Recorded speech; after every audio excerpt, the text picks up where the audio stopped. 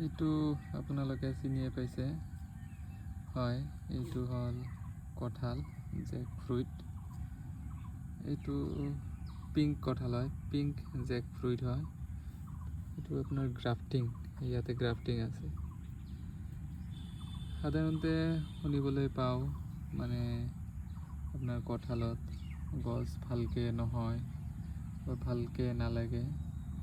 আচলতে কঁঠালৰ কাৰণে আমাৰ কেনেকুৱা মাটি প্ৰয়োজন, সেইটো হ'ল আপোনাৰ কঁঠাল আপুনি এনেকুৱা ঠাইত ৰুব য'ত নেকি আপোনাৰ পানী জমা নহয়,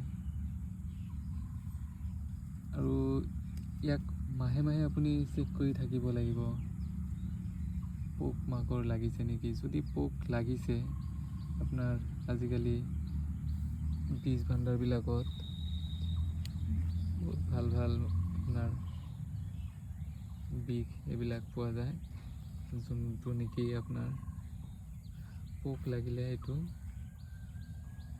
সোনকালে মাৰি শেষ কৰি দিব পৰা যায় পোকবিলাক। তো আপোনালোকে এনেকৈ গছবিলাক ৰুব পাৰে, কঁঠাল গছবিলাক ৰুলে আপোনালোকে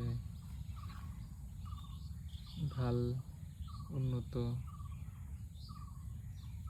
জাতৰ পুলি ল'ব, যোনটো নেকি বৰ্তমান আপোনাৰ